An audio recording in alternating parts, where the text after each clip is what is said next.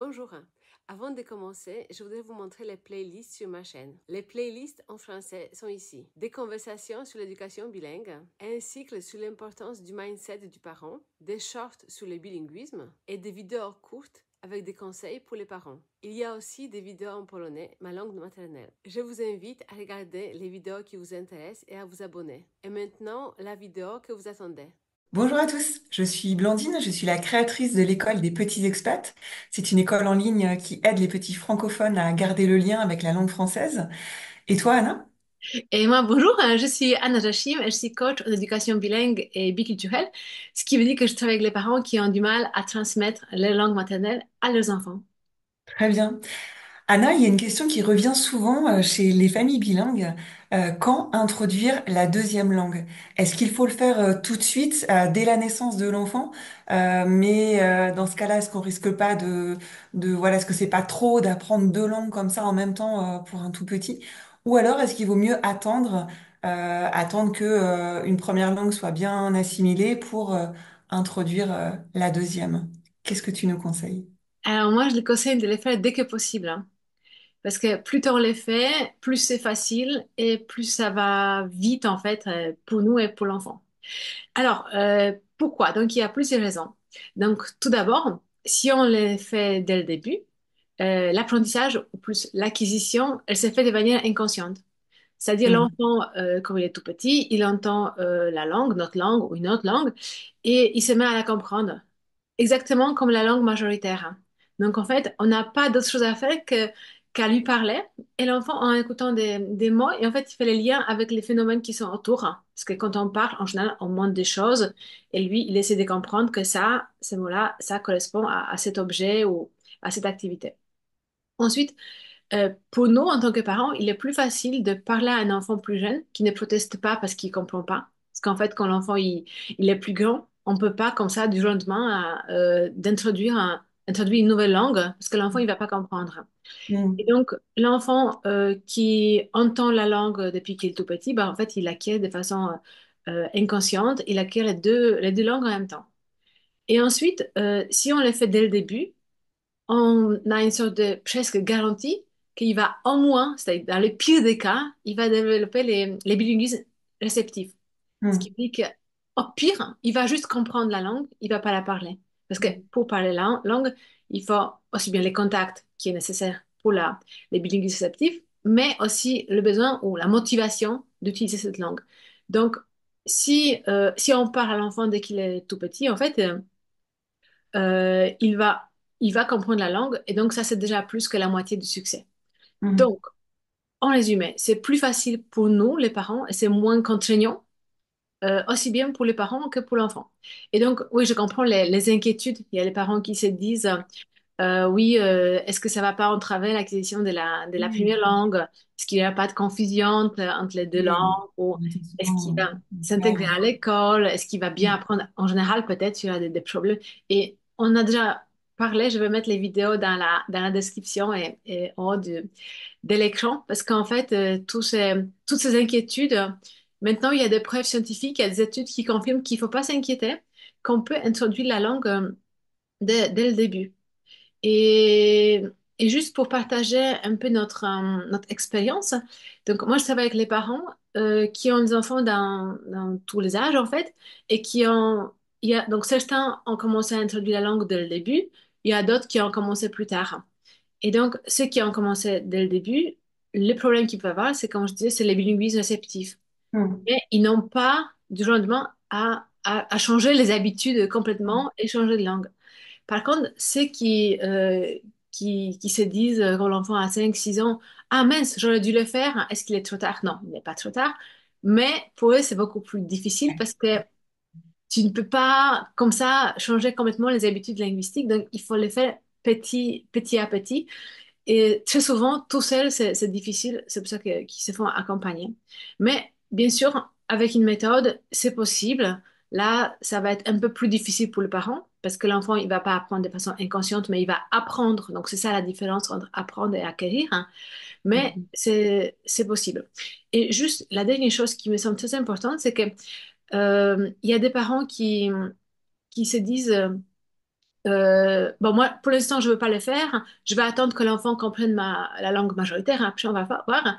Et s'ils n'arrivent pas à introduire cette deuxième langue, bah, souvent ils abandonnent et Mm. ensuite ils regrettent. Donc c'est eux qui regrettent et l'enfant regrette aussi parce que Oui, le parent n'a pas assez persisté et quand même c'est une perte. En fait, c'est vraiment dommage de ne pas avoir l'accès à la langue de nos parents. Donc les mieux, c'est de le faire dès le début, mais si jamais on n'arrive pas, on nous a mal conseillé ou conseillé.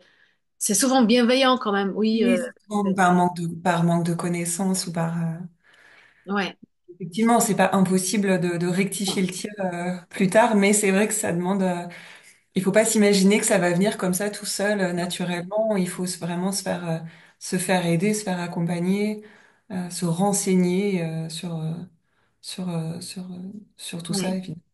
Donc Ouais. ça, c'est mon expérience avec les parents. Et toi, parce que toi, t'as une école de langue avec des enfants francophones. Mm. Et donc, je veux Oui. savoir, en fait, comment ça se passe. Est-ce que tous les enfants avec qui tu travailles, est-ce qu'ils étaient en contact avec la langue française dès le début? Ou est-ce qu'il y a aussi des situations où les parents ont commencé un peu plus tard et peut-être justement ils ont fait aussi appel à toi pour avoir un soutien extérieur? Hein, parce que, comme on a dit, c'est pas facile en fait tout seul. Écoute, ça le cas le plus fréquent en fait, c'est que souvent il y a eu un essai dans la petite enfance. L'enfant, voilà, le parent a commencé un petit peu à parler en français à son enfant. Ensuite, il a rapidement abandonné par découragement parce que l'enfant répondait dans son autre langue, etc. Et par manque de, voilà, comme je disais, par manque de d'information, par méconnaissance du sujet, le parent a rapidement baissé les bras. Et puis il y a un essai, ils me recontactent plus tard quand ils veulent retenter, quand ils veulent réessayer.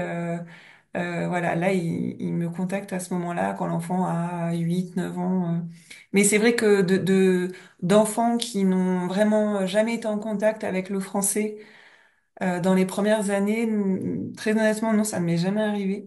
Mais d'où ma deuxième question, donc si le parent le fait plus tard, si vraiment le parent n'a jamais essayé de transmettre la langue, sa langue à son enfant, comment voilà, est-ce que c'est possible? Est-ce qu'il y a un moment où ça devient vraiment très difficile? Est-ce qu'il y a un âge où ça devient vraiment très difficile?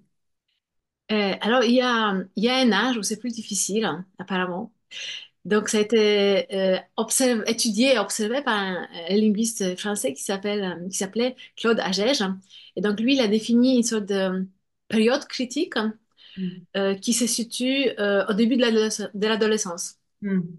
Et donc, voilà, grâce à ces observations, il a vu que là, avec les enfants qui ont vers 11 12 ans et plus tard, ça commence à être plus difficile. Mais Alors, pourquoi? pourquoi? C'est parce que c'est lié alors, Ouais. c'est quoi? C'est l'esprit de rébellion ou c'est vraiment une histoire de capacité? C'est surtout l'attitude, en fait. Bah, Mm. déjà, du point de vue pratique, l'enfant, il commence à passer de moins en moins de temps avec ses parents.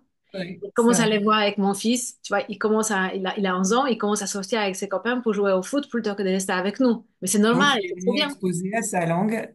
Mais ça veut dire que les contacts avec la langue est moins important. Et puis, il n'a pas envie, en fait, parce il a d'autres centres d'intérêt.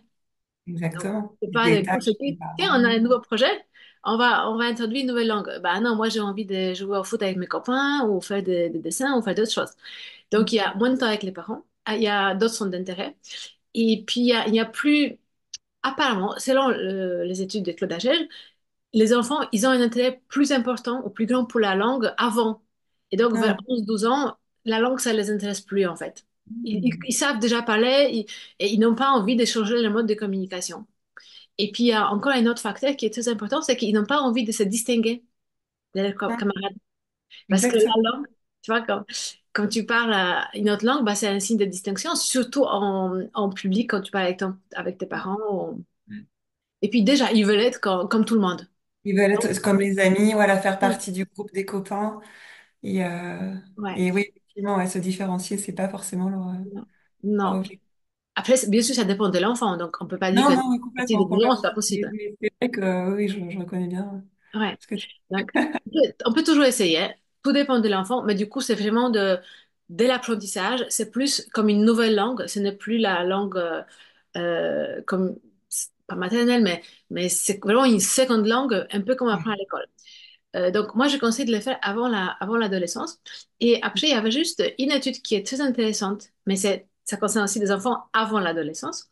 Donc, c'est Mhm. une étude qui a été menée par la linguiste belge Annick de Hoover, qui a étudié les enfants qui ont été en contact avec la deuxième langue, en fait, la langue du parent, dès le début, et un autre groupe d'enfants où la langue a été introduite par les parents vers 5 6 ans, mais introduite de façon intense. C'est-à-dire les parents, ils ont vraiment décidé de, D'accord. Il y a un changement.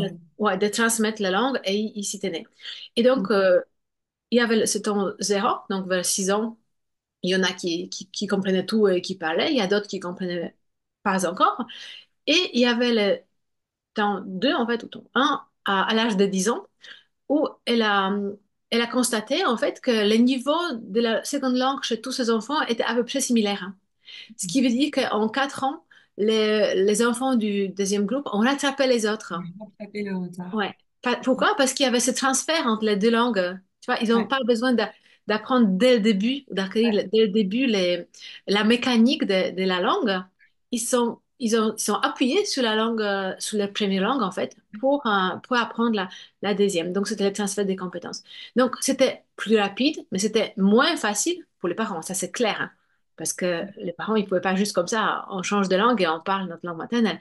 Donc, il fallait une méthode, il fallait de faire ça tous les jours, mais vraiment de façon intense et avec l'accord de l'enfant. Donc, c'est toujours possible.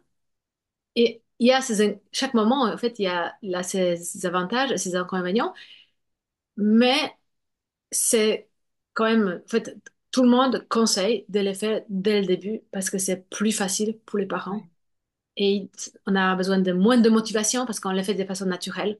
Exactement. Et plus tard, c'est vraiment un travail, c'est un projet, c'est quelque chose oui, à quoi il faut se consacrer. Il faut du temps, de l'énergie, de la motivation, et c'est plus difficile. Très bien, très bien, très bien. Merci beaucoup, Anna. Merci à toi. À très vite.